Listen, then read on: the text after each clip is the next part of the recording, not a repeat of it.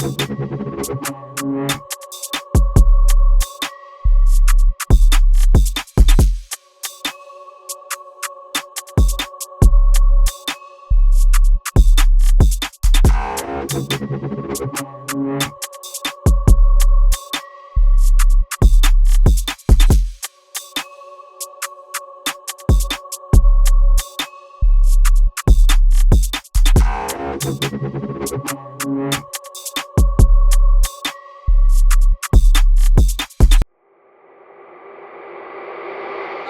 the second part of the culture podcast, this is the discussion.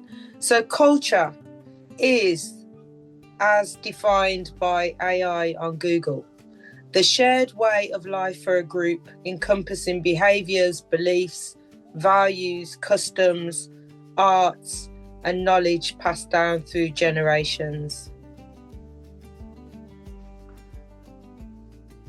So we'll start with that in mind. But before we go into the questions, I thought it would be nice for Omae to introduce herself. As she's a guest this month, she's also happens to be my eldest daughter.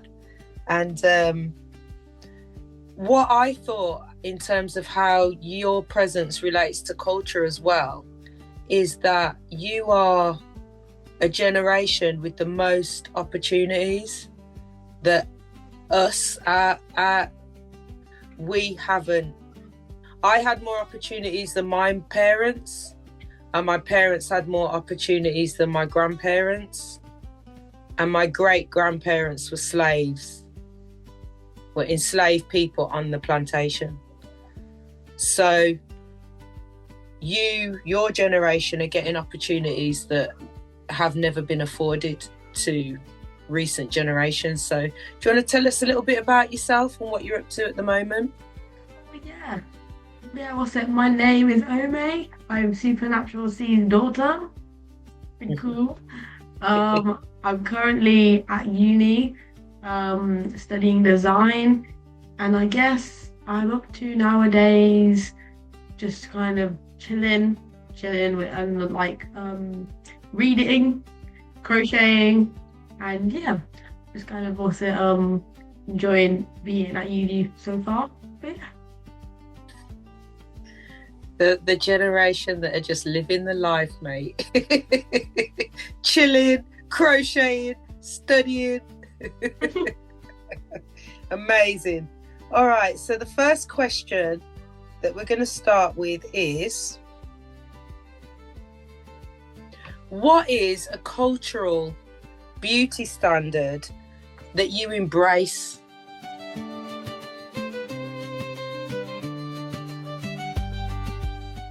And can we start with you, Emmanuel?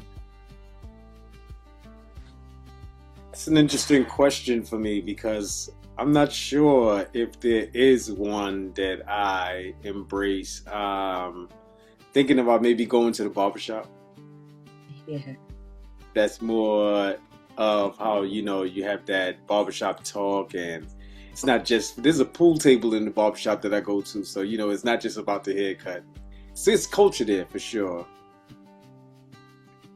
Yeah. So what about in terms of looks and thinking about your Caribbean culture, but also your American culture? Is there anything looks-wise that you embrace or you don't embrace? I guess from that point of view, it would be dressing sharp, because there's a video out that my uncle brought to my attention on YouTube. I'm in a 3-piece suit and I'm performing, and he was like, "Oh, I saw you," and it was with some big artists too, from the foundation of reggae, Sammy Dread and some other guys. And I thought, if I'm gonna step out and be where these guys are, I gotta, represent. So in that way, I didn't look at it as a beauty standard, but I guess it can be viewed that way for sure. Yes, indeed. Caribbean people, but African people, black people across the diaspora, dress is foundational, mate. It is deep in our DNA to dress. and we have observed your style throughout the course of this podcast. You've been representing. What about you, Adriana? I was actually, it's funny, you took the words out of my mouth. I was going to say the same. Like, in general, I think in Black culture, if you don't step out looking right, something's wrong. But for me, I've gone through a lot of growth in embracing my culture as far as the beauty standards are concerned. When I was younger, I was very much one of those kids who had their hair permed all the time. And I hated it, but felt like I had to do it. You know what I mean? I had to sit there and feel that burn in order to fit into a specific beauty standard. Now that I've gotten older, done a lot of research, and truthfully embraced my natural hair, it's been kind of freeing. So I would say that is something that I've leaned into. I've also leaned into what I truly love, like, as opposed to fitting into what other people feel like is stylish. I love beads. I love the stones. I love our culture. You know what I mean? There's a lot of beauty in that, and I feel like the more we show it, the more we embrace it and put our little sauce on it, you know, the more people will get educated on it. So that's what I love about it. I love my fro, for sure. And there's something historical around, well, not something, there's a big history around that as well, especially for you guys in America. And there's still people, isn't there? There's still states that you're not allowed to have your natural hair in a professional job. It's getting better, but yeah. It's getting somewhat better. Like, there's certain states that are passing laws to make that illegal, but yeah, it's still an issue for sure, especially for men when they rock more natural styles like dreads and whatnot. It's seen as uncultured or unprofessional, but we're getting better at it. We're working on it. Yeah, it's all colonial, the ringing of colonial past, isn't it? Mm-hmm. Thank you. Anybody else want to add anything before we move to Omae? Omae? I think, yeah, as you said, like, beauty standard can seem quite... I think beauty standard, anyways, is negative, because when you think about what is a beauty standard, it's a one idea of what beautiful is. And I find lots of the time when I look online at, Black people, and obviously people of other races as well, is that people are more letting go of that. People are embracing parts of them that weren't looked at as being beautiful. I saw one thing that really made me smile, which was, and I guess it's kind of like, it's interesting because me and Mama talked about how there's a split, how as many people who are really embracing how they look and like however wherever it comes from, you get all this kind of plastic surgery business and stuff like that. And it was on a very similar day where I think it was maybe in the space of 2 days, I saw 2 different videos, and one was a Black woman talking about how her father passed away, and she'd been really insecure about her nose all her life. She had a very big nose and she didn't like it. But then when her father passed away, she realized that that's her dad's nose, and she embraced it more than she ever has, and she loved it. And she had a really nice nose. And then, like as I said, really in the space of a couple of days, I saw another Black woman who was getting a nose job, and she was like, I've always hated my big nose and I'm changing it. So I think beauty standards is interesting, but as I said, I feel like if there's any beauty standard I'm enjoying now, it's the embracing of how you look, and the embracing of how you're going to express yourself. I've seen, as I said online recently, I've seen Black women in all different genres, in goth styles, like more like Korean, like like Korea boo styles, like in I saw like a whole thing of that, and it just makes you feel a lot happier, because as a culture, obviously you don't want to be oppressing people to being a certain way. And as you said, we talked about how we as a culture dress. So it's like when you're seeing Black people in the goth style, or more of like a, I don't know, like a whimsical style, it's still like a cool style. So I think that's been, if I've been enjoying anything recently, it's been that, because it's been freeing me to dress however I want, wherever I want it, whether I want to wear long skirts one day or joggers the next day. It's just like, it doesn't matter. Nobody cares. And as you said that, like, yeah, it's just nice to see people embracing who they are and just expressing themselves. So yeah. Yeah. It makes me think a bit about that question in the promo about, do you dress for protection or expression? And I think that a lot of Black people had to dress for protection. Going back to what Adriana was saying about hair and what you've just said, what you just said as well triggered the thought in my mind that, you know, it was dangerous to stand out too much as a Black person in previous times. It could get you in a lot of trouble, you know. You could end up getting beat up or, you know, harassed in a shop or harassed by police or whatever. So to just blend in was a safer way of being, you know. So your generation, as I say, are being afforded things that previous generations weren't afforded. And one of those is the right to express yourself, you know. All right, I think for me, a cultural beauty standard that I embrace is hair, but it's complex for me because it's kind of almost the opposite to what Adriana said. So for me, my dad is Black and my mum is Black, and my dad is Omae's complexion. And we all came out different. So my hair is like this. My younger sister's got long hair as well. But for a lot of years, it brought me attention that I didn't like. So if we went to church, you know, my nan's church, I'd have people all over me. I was quite shy, really. But I'd have people all over me going on about my hair. And I just didn't like it. And when my younger sister, her hair fell out due to illness, and she had a little afro, and we went to Barbados, and everyone was calling her a boy. At the time I was 8 and she was 5, and it really set something inside of me from a young age, because I was just like, you know, I had manners as a child, but I wanted to go, she's not a boy, you know, she's obviously a girl. But because she had a little afro, and I had this long hair, and she's darker than me and I'm lighter, I was beautiful and she looked like a boy.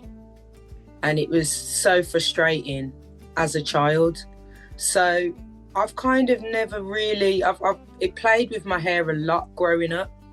I've had it bald, I've had it blonde, I've had it red, I've had it curly, now I'm in this phase. But I think Omae and Millie really helped me to just fully express myself with it, because they don't have any of that baggage. So that's Omae's natural hair. There's no chemical on that other than a bit of colour now. She coloured it. I coloured it the other day, which was a bloody nightmare, but there's a lot of hair there, let me tell you. That was stressful. I got dye all over my bedroom, Omae.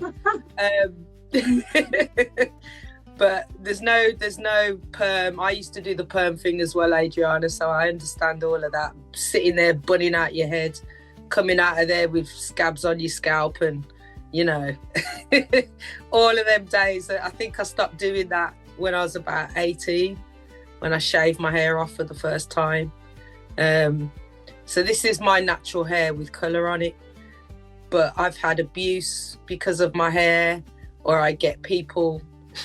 When I was in labour with Omae, I had my hair, I managed to do my hair because I was told when I was coming in. And my friend, who's Jamaican as well, and she's a comedian, was laughing because she was my birthing partner, because the midwife, who was African, while I was on the bed trying to push, she was playing in my hair. She was going, "Is this your real hair? What do you put in your hair?" I'm like, I'm having a baby.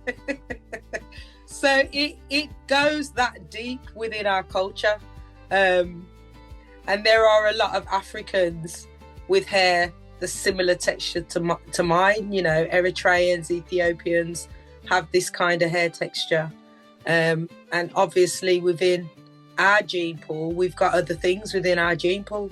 I've got Indian. My great-grandmother was Indian, Jamaican Indian. Omae's got the Indian. Omae and Millie got the Indian and Chinese, because their great-grandmother on their dad's side is Chinese. So, you know, that's why I said in the piece as well about our DNA has loads of keys. Because yes, we are black, and yes, we are African, and that is our dominant genealogy. But there's other DNA in there that I'm not willing to throw away either, because it's who I am. So I embrace the hair thing. I love that. I love the fact that we're so creative, that we do so. I mean, the things black people can do with hair is out of this world. But there is another side to that, I think, that I don't embrace, a negative side. All right, so the next... Yes, please, go ahead. My bad. I didn't want to interrupt you and jump in sooner, but I resonate with a lot of what you said, like even down to the complexion side of that, which is complicated, right? It's interesting. I'm darker, and so is my dad. My mother's lighter. Me and my little brother had the same mother and father, and he's lighter. So it's the same sort of situation, and his hair is a little bit, you know, more so-called good, or whatever the case may be. But there's Indian in my mother's side of the family, so I resonate with that as well. And obviously, by default, you know, if you know, you know. If you permed your hair, there's some part of you that would hurt at some point in life. You don't have good hair, you have nappy hair, or whatever the case may be. So I resonate with that as well. And I agree with you as far as Omae's generation. Like, you guys have that freedom to be whoever, you know, you decide to be. And you also get to express and show what a lot of us felt like we couldn't show, which is black doesn't necessarily just mean, to put it in musical context, hip hop. Black is rock. Black is goth. Black is, you know, alternatives. Black is all of these forms of beautiful. And I think that correlates to also your point about the differences and the negatives and the positives of what black can mean. We are a diaspora for a reason. We are a gumbo, if you will, for a reason. And I think it's high time that we all embrace that, whatever that looks like for us, no matter what anybody else thinks. Because the only opinion that should matter about yourself is you. Absolutely. Because I saw something online the other day, which is why it's quite nice to be online to a certain extent. But it's nice to see people being different. As I said, I really, really enjoy when I see people being fully themselves, because it makes me happy, because obviously I'm confident in myself. So like that's what you mean when it's like, if you actually, like, no one cares, because anyone who does care isn't going to be happy with themselves. Because if you're happy with yourself and you see someone else living their authentic life and they're not, like, obviously harming anyone, being themselves and they're having a good time, then like, it's only going to be positive. But yeah, I saw some black guy and he dressed up as a clown. He, like, that was his, like, daily go out. He was a clown. He put, like, white makeup on. He put all these colourful things on his face. He had, like, his outfit was a clown. That was his style. And as I said, because the feed I'm on, all the comments were like, oh, he's so cool. And I really enjoyed it, because I was like, whoa, I've never seen, like, clown makeup done that way. Because his clown makeup was really cool. It wasn't just, like, general clown makeup. He did, like, polka dots and all this stuff, and he worked into his outfit. So yeah, I think, as you said, like, I'm very grateful that, I said, our generation definitely is on that, just be who you are. And obviously it depends on what you want to do, because dressing like that isn't any better than dressing another way. But as I said, I really enjoy seeing that. And yeah, Mum knows I'm, like, experimenting a bit more nowadays.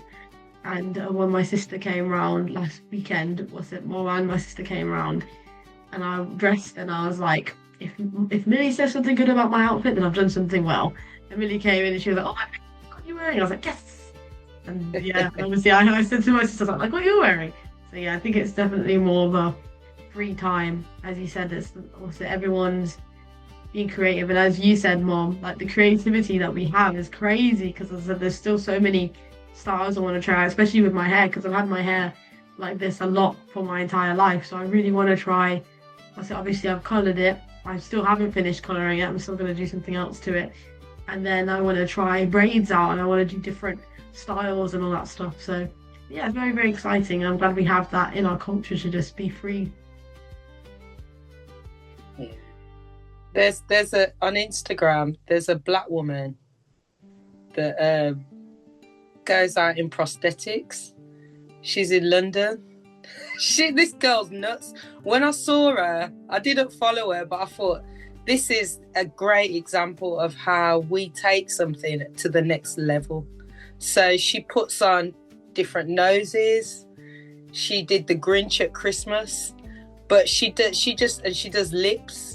So she puts these big, massive lips on, but she's like, I never go out as myself. I always put on a prosthetic. She's obviously a makeup artist, but yeah, it's so beautiful to see the freedom that you have. But I do think in some ways it's a bit bittersweet, and I think, you know, it depending on how able you are to adjust. I see that with my mom, with Omae's grandmother, that she has adapted with us, so she gets to experience these new freedoms. But I can imagine if you're quite stuck in your ways as an older person, you know, you might never get to live this kind of new world that we're living in. You know, I did see that reflection in your mum as well, Emmanuel, when she came on. Yeah, she's been embracing all of the changes, and it's a lot when we think about coming from her growing up 60s, 70s to now. Man, we're talking about 60 odd years later. So much has changed. And some things are the same, but for when we think about technology, all of the advances that have taken places, some people don't want anything to do with it. Some people are just on board, like, you know what, this is what it is. Grandchildren help, don't they? The grandchildren, the younger generations. What I saw in your mom, Emmanuel, that I see as a parallel with my mom, is that she's close to her children and therefore her grandchildren, so that helps them stay young. I think it's harder if somebody's elder person is in isolation. I agree. Yeah. So what has our culture, and again, when we say culture, we're talking about our roots and our heritage, but also our environment, taught about emotions? Do you talk about things? Do you tough it out when there's an issue? Or is there something else that you do?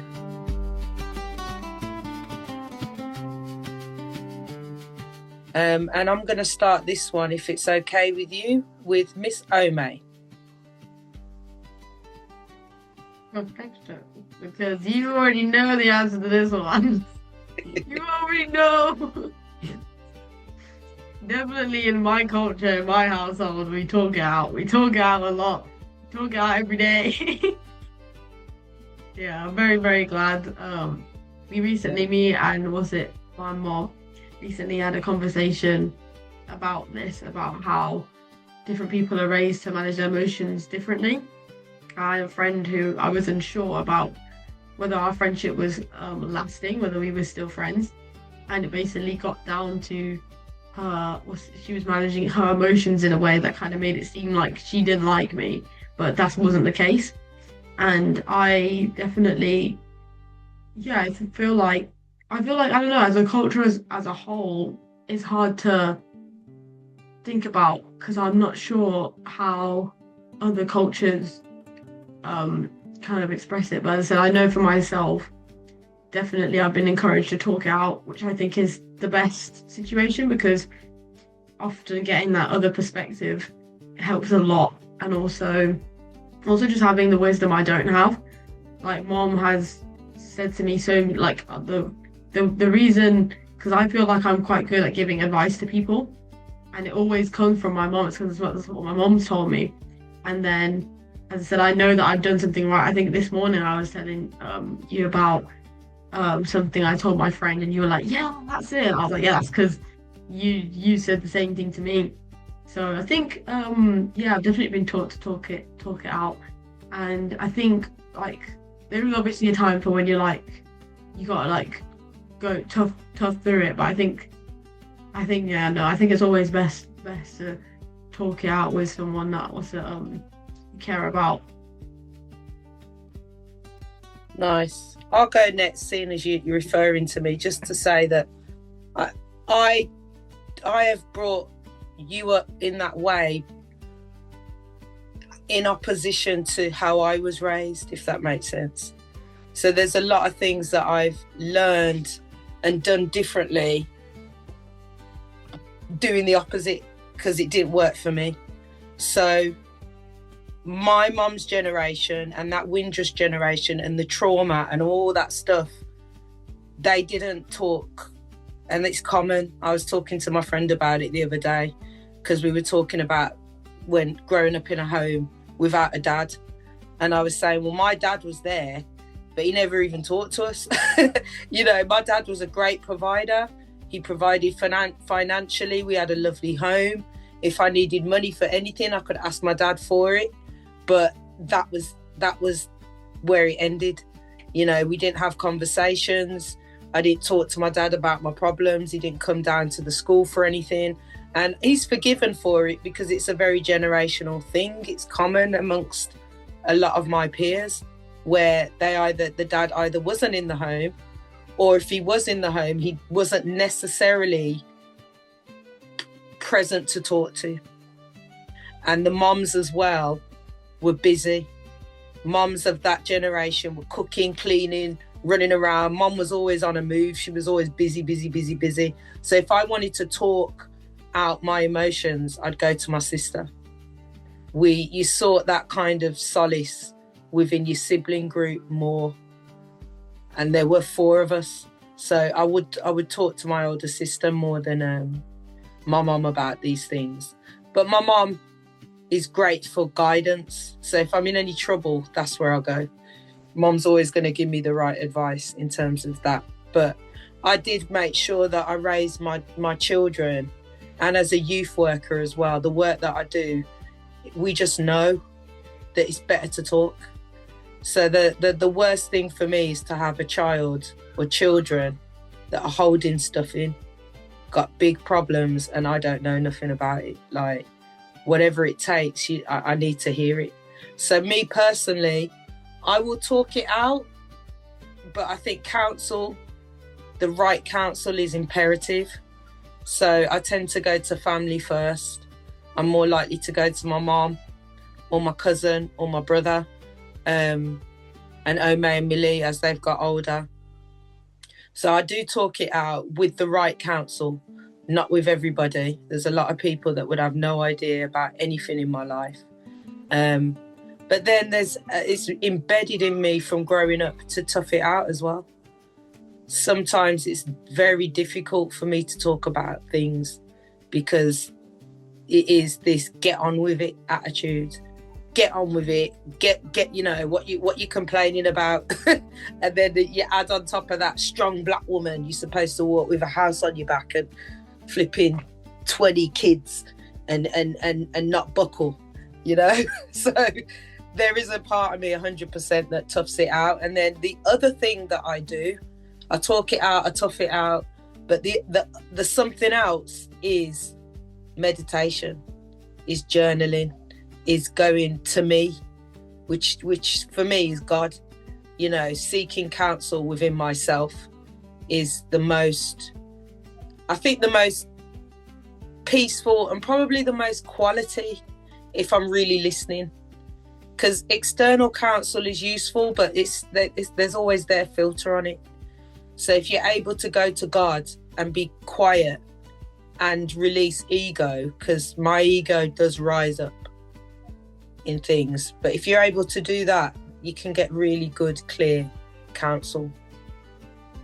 So what do you do, Adriana?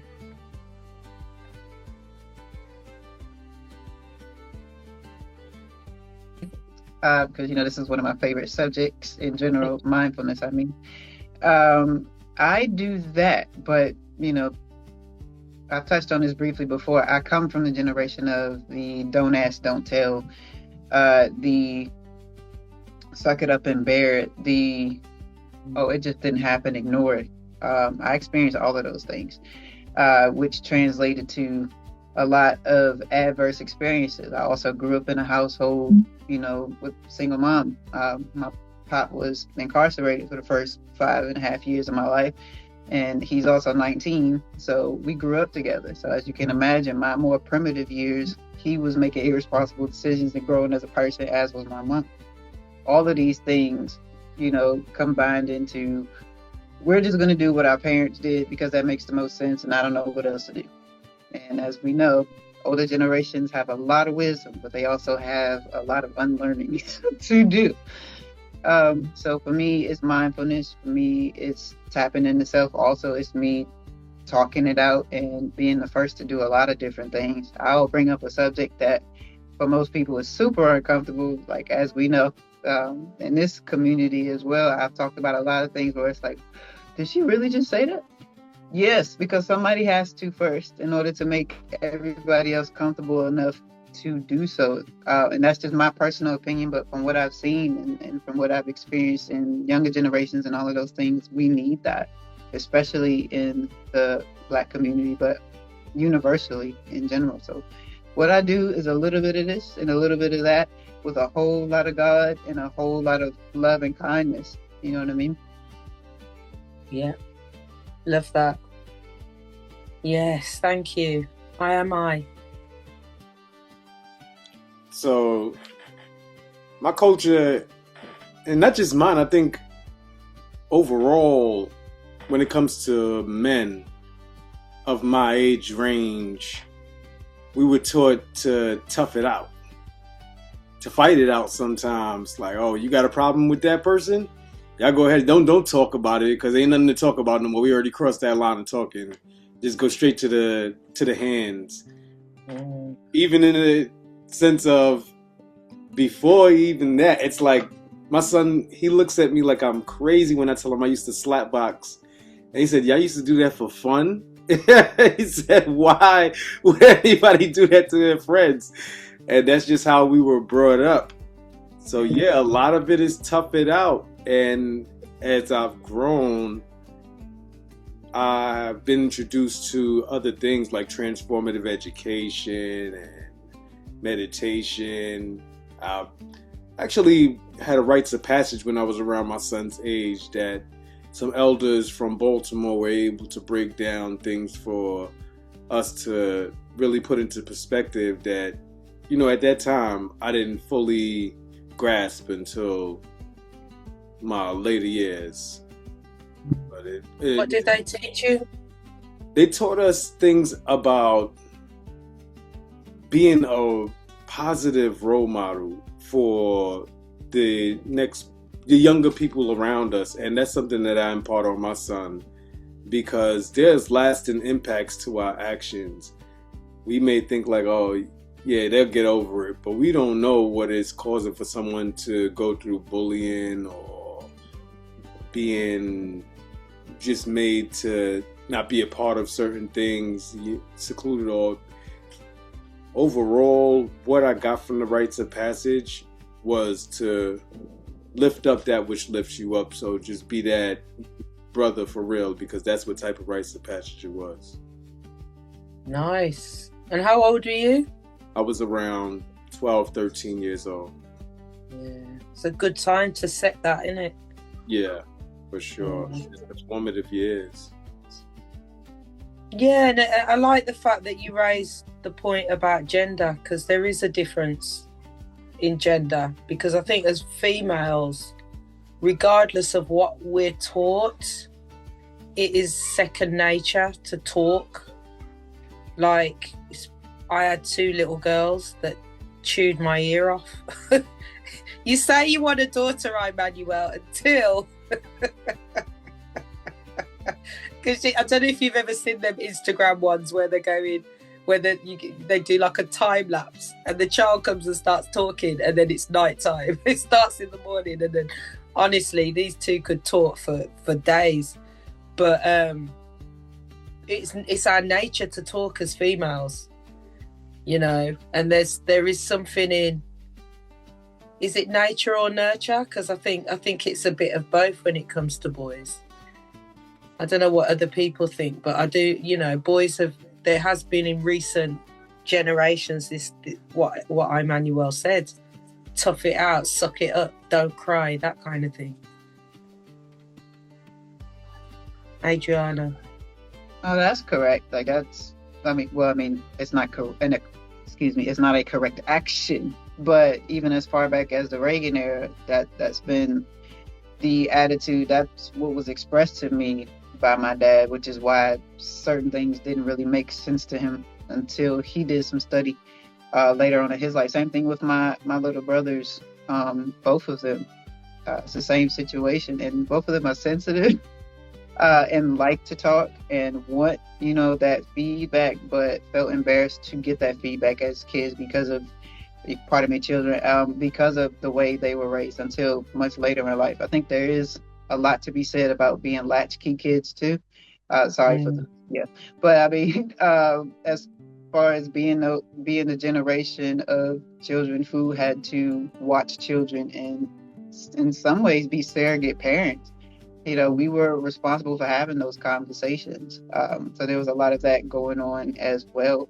We've graduated to a lot of improvement. Like, obviously, we have a lot of improvement to go. But I think as far as the generations that are in front of us, they have a lot of great foundation and a lot of lessons that we endured that they can learn from. And I think that's what's most important, right? You learn and you evolve. You don't learn and stay the same. So while I did have parents who were super shut down and closed off, I can proudly say now that because I've taken the time to talk with them and constantly talk with them and reinforce things, they've learned, and even before my grandmother and my surrogate mom, my aunt passed away, it was the same situation. Like, they were starting to open themselves up to new concepts as well. So I think the lesson here is have the conversation, man. You never know how far it'll get you.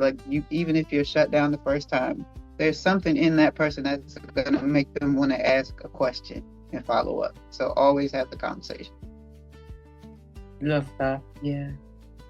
Because the children do wake you up to things, and your children do teach you. Because I feel like I opened Mom up emotionally in lots of ways by hugging her and things like that, where she used to be stiff as a board. And now with the girls, she's, it's a whole nother thing. I just wondered, Emmanuel, how did you feel when, I know you spoke about it before, but it's relevant now, when your son didn't think you cried? And has there been any difference since he said that to you in the way you are?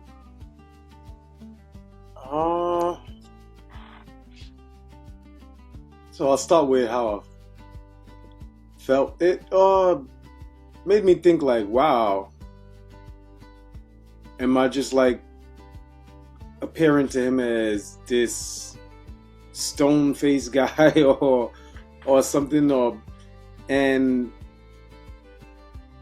I guess it hasn't changed much because I always talk with him, right? But I haven't had anything to be overly expressive about in as far as emotions. I do have those talks with him as he's coming in his teenage years about what changes are going on maybe internally with him, and his voice is starting to crack. So we talk about things like that, but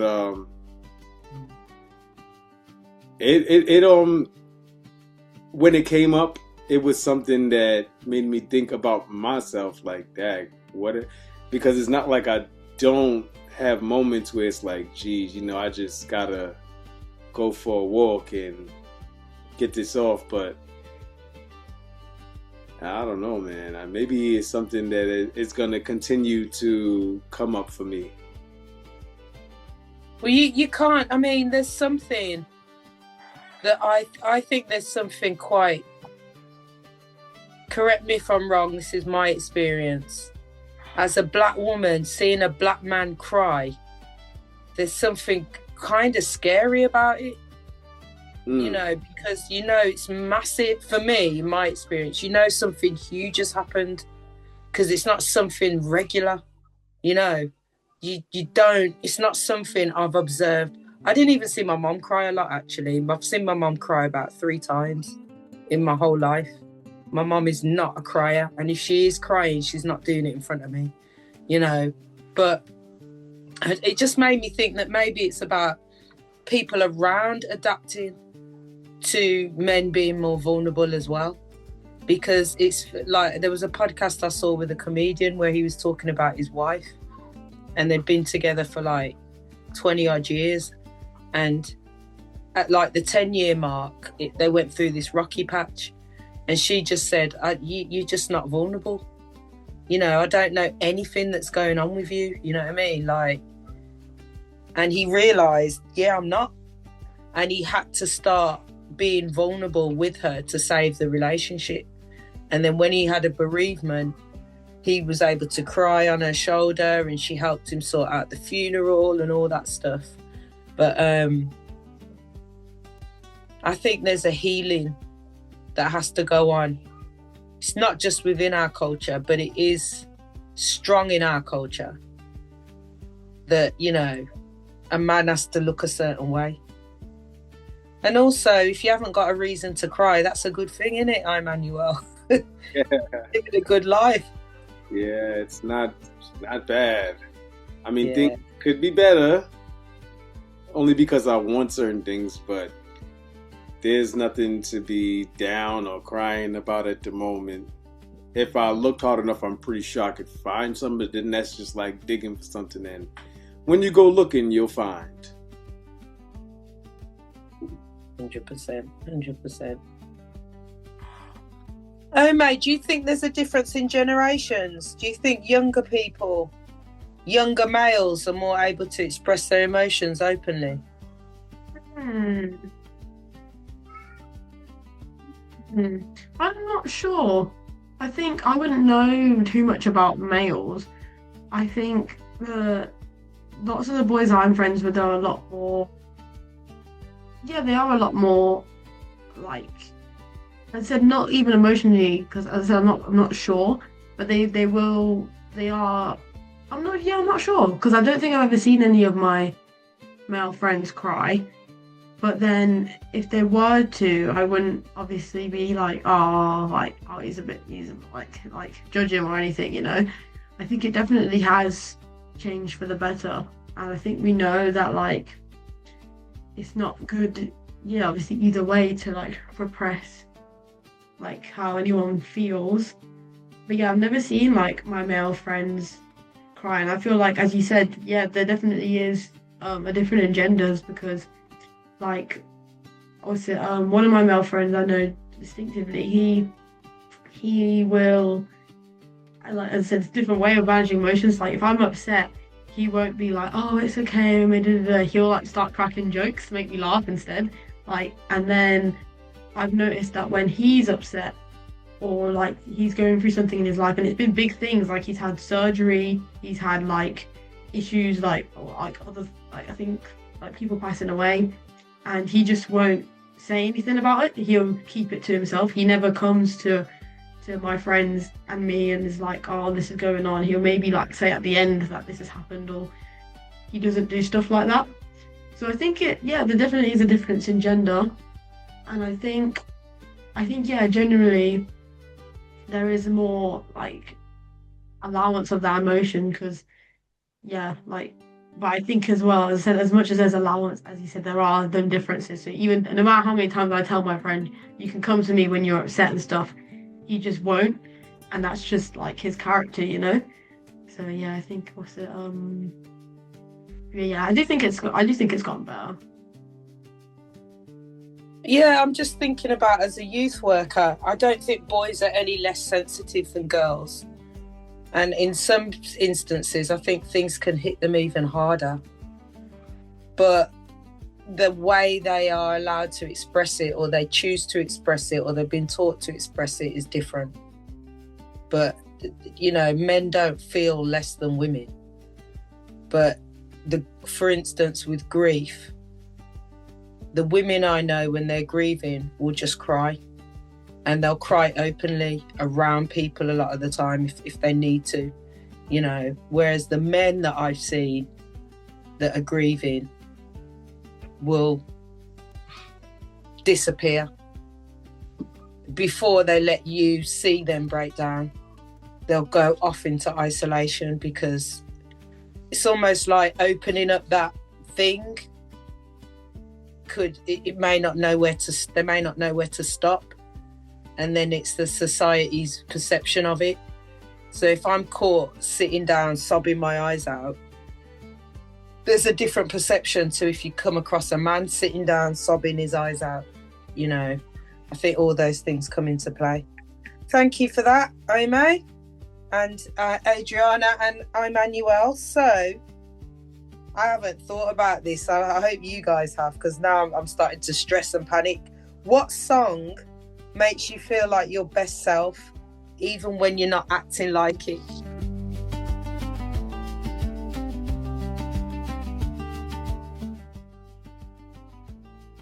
I have got one. I'm going to say it quickly before I forget. Lucy. Who's it by? Who's Lucy by, Omae? It's a soca tune. And every Bajan on the planet now is going, you don't know who Lucy's by. I don't know who it's by. But this song, we've had times on this song, man. Mom's going to be cussing me. I know every lyric to the track as well. But what I like about Lucy is that, let's see if I can find it.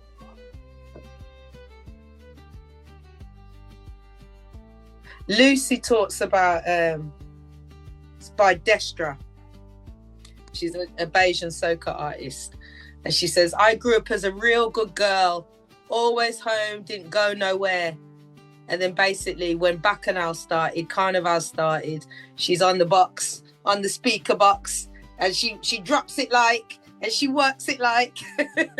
And Lucy, I think that it's that kind of, you know, as a girl, as a female, you're always kind of put in this box of how you, especially in Caribbean culture, of how you're supposed to behave.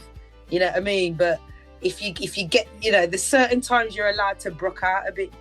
But I think Lucy kind of empowers me to just be me. You know, I am a good girl. I did grow up as a good girl. I have got good morals and good standards. But sometimes I like to brook loose. Sometimes I like to put the carnival tunes on and walk it and break it down, and you know, and I think that goes across everything in life. So that's my track, Lucy. So what are you thinking, Adriana? I'm sure yours is a banger. Man, talking about stress.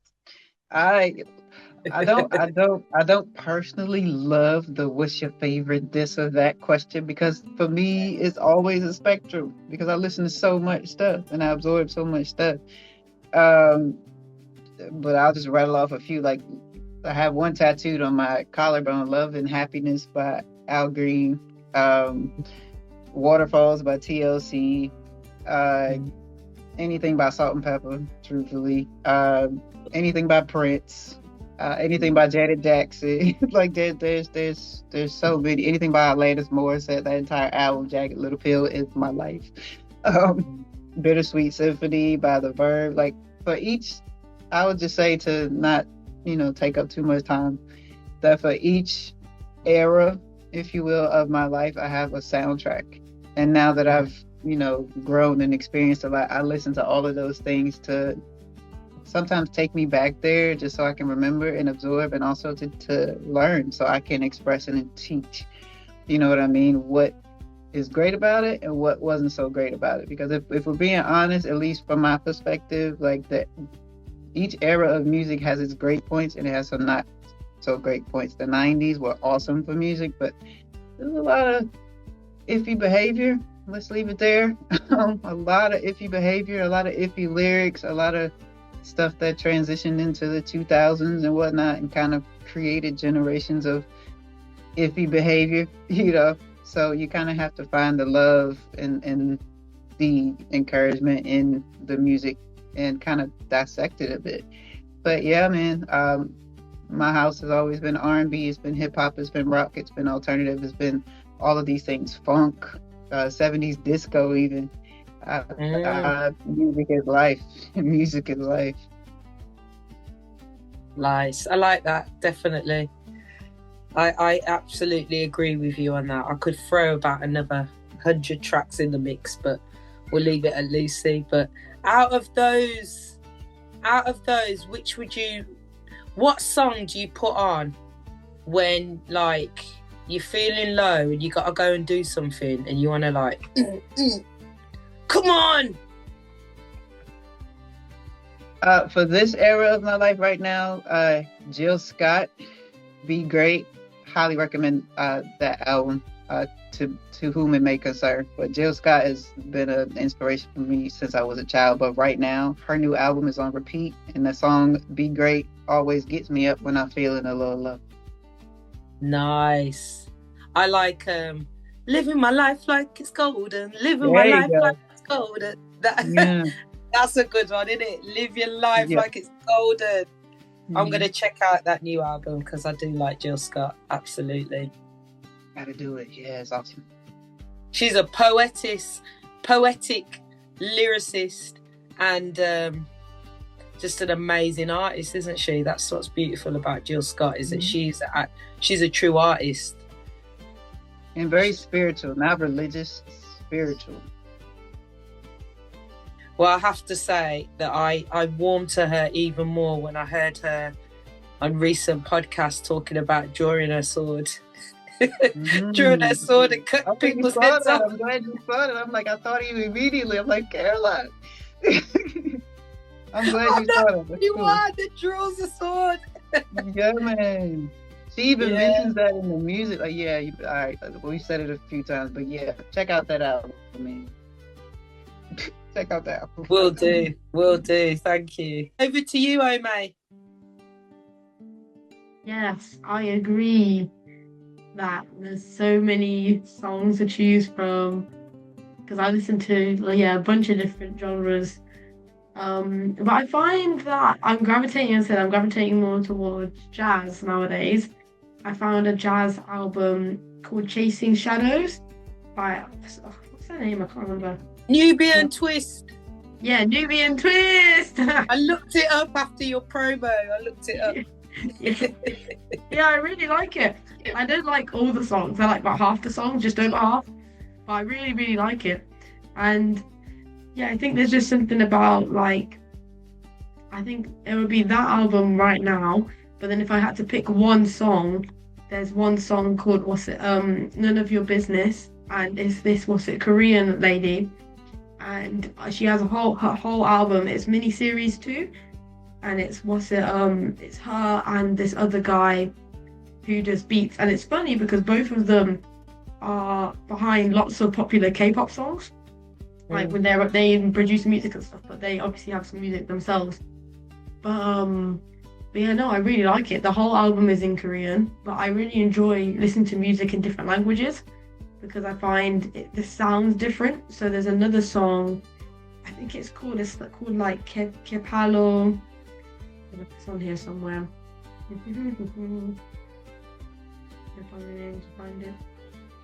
Yeah, it's called Kepalo es Ese by Los Van Van, and that's also like I think it's Peru, no, Cuba.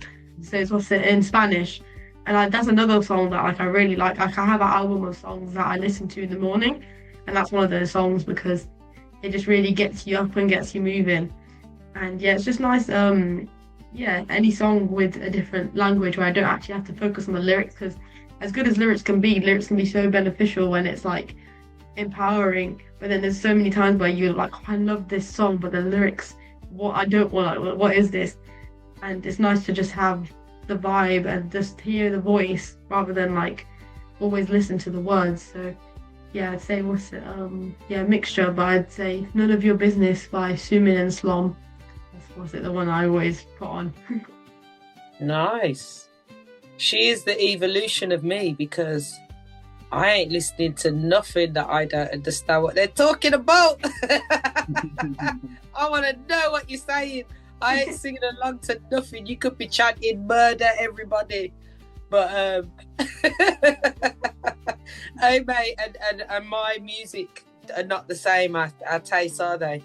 We do it crosses over in some places, but there's a lot of difference. Yeah.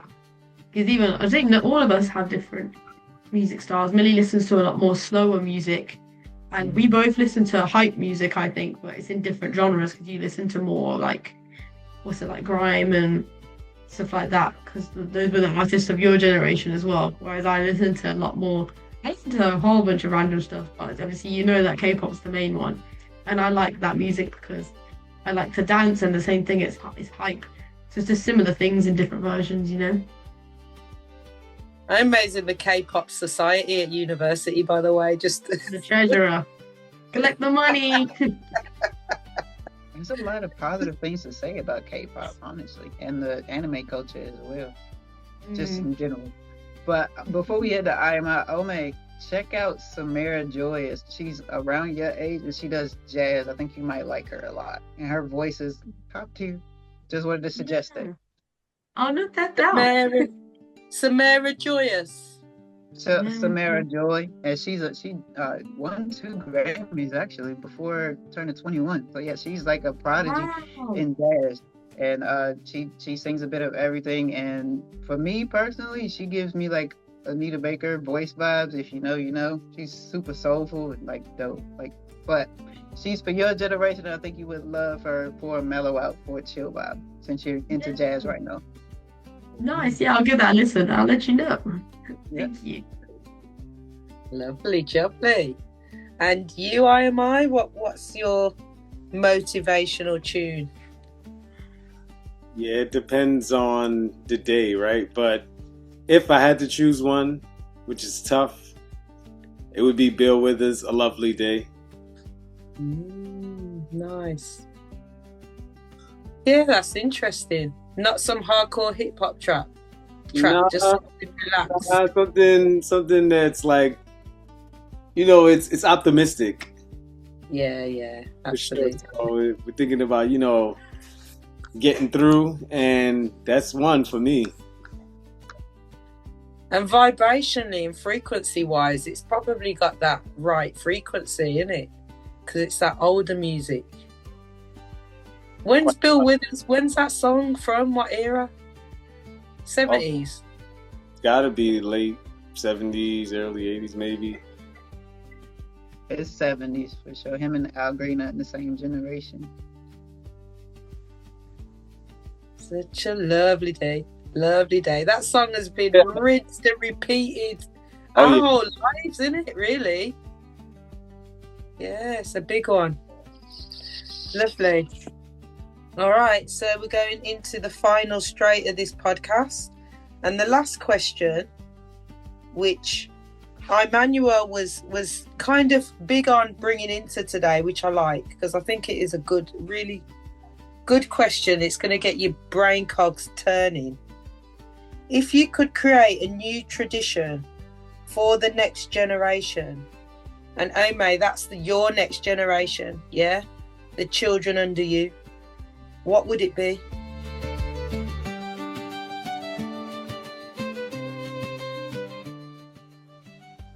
Let's start with you, Emmanuel.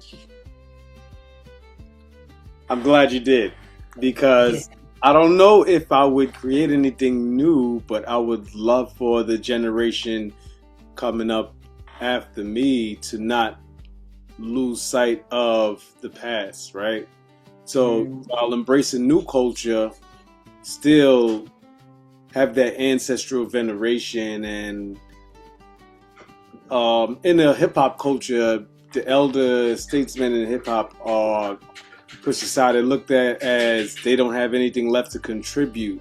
So a tradition of holding them up and really just being a student, knowledgeable about why things are the way they are now, so we don't get tricked out of our spot when we talk about music, right?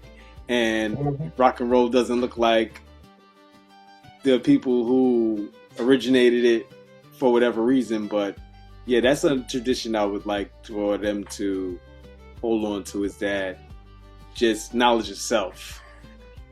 Nice. Like that a lot. What are you thinking, Adriana? To tag along to IMI's point, like, I'm the same way. Like, I feel like we should continue the work of instilling in the younger generation to talk, to keep the conversation open, especially young boys, you know what I mean? Like, feel comfortable enough to emote, whatever type of emotion that is, in a healthy way. I'd also reinforce the idea of self-study, because you're not gonna truthfully embrace yourself fully unless you know yourself. And I think that's why a lot of people, no matter what age range you want to look at, have a lot of trouble. I think that's where it starts, is that you don't fully know and or embrace all of yourself, all of the nitty gritty, all of the good, bad, the indifferent, or whatever the case may be. The more you embrace yourself, the more you can be yourself in the world. And if you're being yourself in the world, then your tribe will gravitate towards you. I think that's something that the younger generation is doing a good job of. I want them to continue to do that. Please be yourself, no matter what that looks like. There is a community for you. And just because you don't necessarily click with the communities that are immediately around you doesn't necessarily mean that you don't have a community. So yeah, self-study, embrace yourself, have the conversations, and emote, because it's important. Yeah, man. Nice. Love that. What are you thinking, Omae? Thinking, saying what you're grateful for. I think, like, it's very easy in this culture to be complacent, and I think you help remind me of that, because you'll be like, oh, you're living an elite experience right now. And I think it's very important that every day you just say what you're grateful for, because I feel like that's what I personally, there's not many things that I struggle with, but I think I do struggle with people who are spoiled, especially in this world, because across the world people are living whole different lifestyles and they're still enjoying their life. They're still waking up with a smile and doing like having a good day, and they're in conditions where they don't have loads of the amenities that we do. And I feel like, as I said, it's easy to become complacent, like especially when you have everything. You start to have these small little problems and complain over these small little things. So even for myself, it's good if every day you just be grateful for what you have. And then I think it's a mindset, because even when you'll find that even when bad things happen, instead of going, oh, I can't believe this happened, you'll think like, oh, like this happened, but at least this is still good, and maybe this is happening for the better. Like, for example, I fully like shredded a pair of shorts that I bought, and I was really disappointed because I was like, these are new and I've just ruined them. But then I had to shift my mindset, and I was like, hold up, you haven't ruined them, you're creative, you can get some material, you can use one of your old t-shirts you don't wear anymore, you can fix it. And I think it's just important to stay positive and to appreciate what you have. So I think I would start a tradition of like saying what you're grateful for every night, or just like having a gratitude journal. Yeah. That's dope. Yeah. I like how that is something that is definitely a part of the newer generation of upcycling, right? Yeah, I do. I love upcycling. It's one of the things I do. I did it a lot more when I was younger, but now I don't really find I always have the time for it, especially here, because at home I had like my sewing machine. I don't have my sewing machine here, and then I'm doing a lot of other stuff, so I don't end up doing it as much. But yeah, it's nice to be creative in a different way. It's more fulfilling because you're like, oh, something that I could have thrown away, I've now made something that I fixed it so I could keep using it, and I've made it even more me. I've made it like, so now it has my stamp on it. So it's really fun. I really do enjoy doing it. also on a spiritual level, you got a good handle on transmuting energy and transmuting situations. To look at things from a brighter perspective and what you could learn from it is amazing. Top tier. It makes me think first world problems, you know? And not to go too deep into it, but the finances I would have liked to have had raising the girls, I didn't have, because I had to make a choice. Am I going to go and make loads of money, or am I going to be available to them?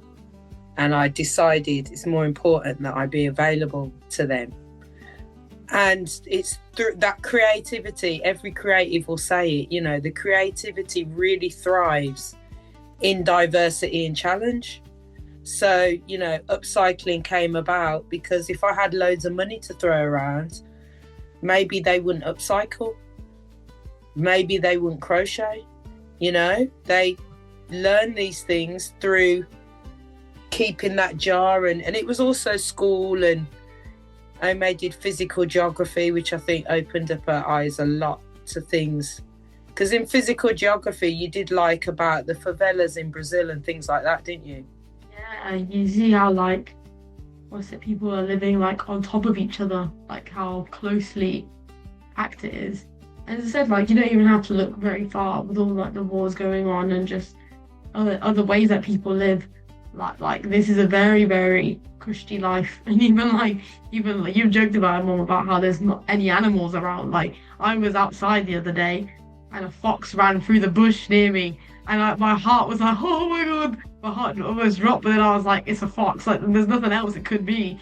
But people are in other places, and it could be a bear, it could be anything. And so it's like I'm glad I'm only gonna worry about a fox. When you go to Barbados, wait till you go to Barbados, man. You might not be able to sit still. You might be.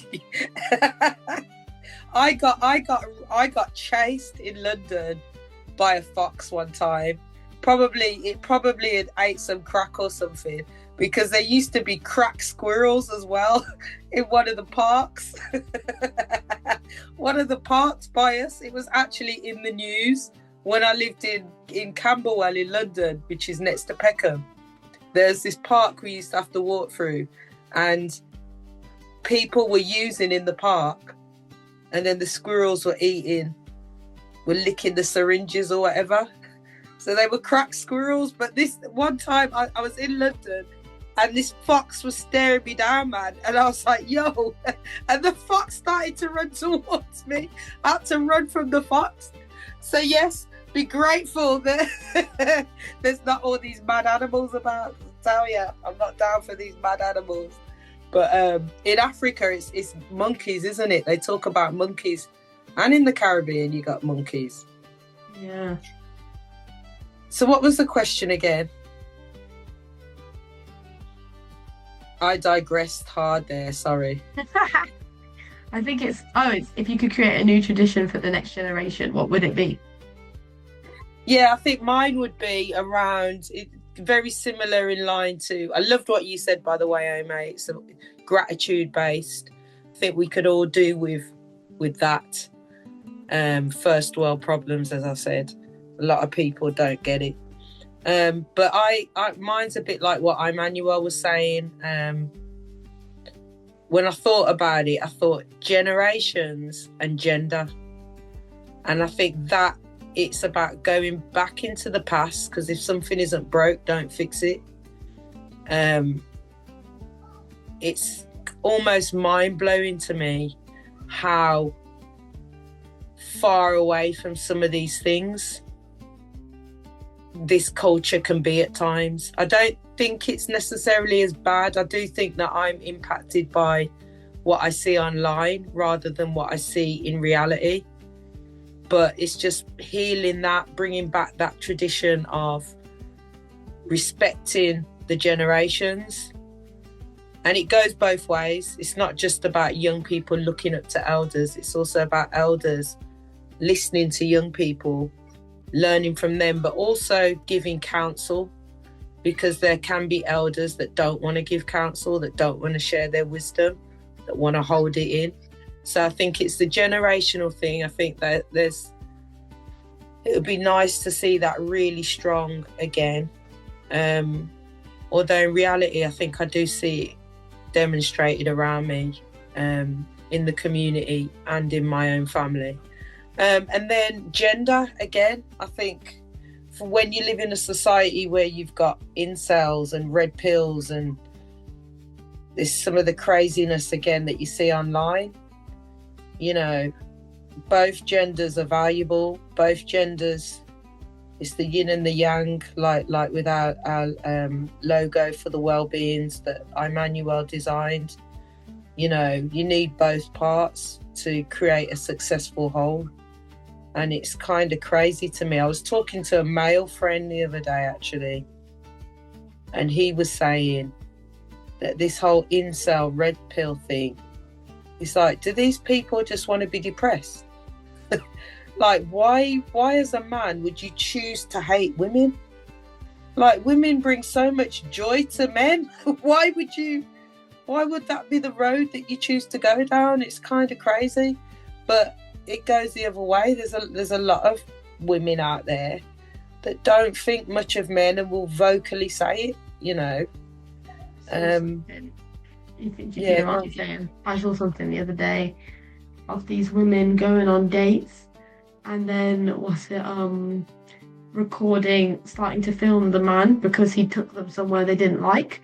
So like filming, like I think one guy took her to Shake Shack and then the other guy took her to, not sure where it was, but the Cheesecake Factory.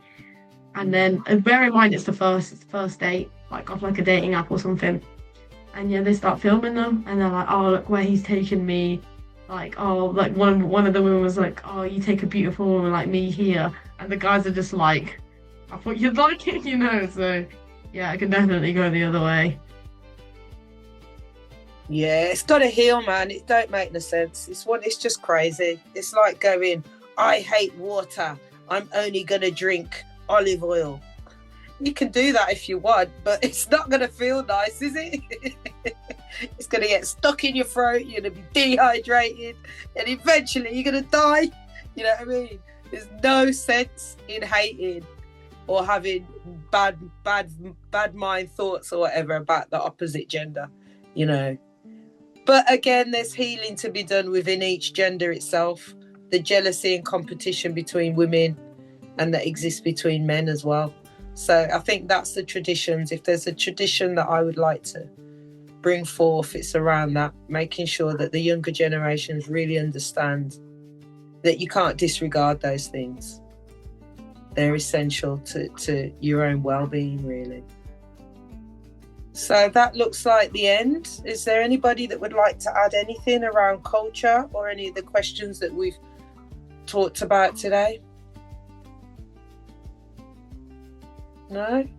All right, well, on that note, thank you everybody for your contribution today. Thank you, Omae, for joining us and being the voice of the youth. You are appreciated, and we'll see you all next time.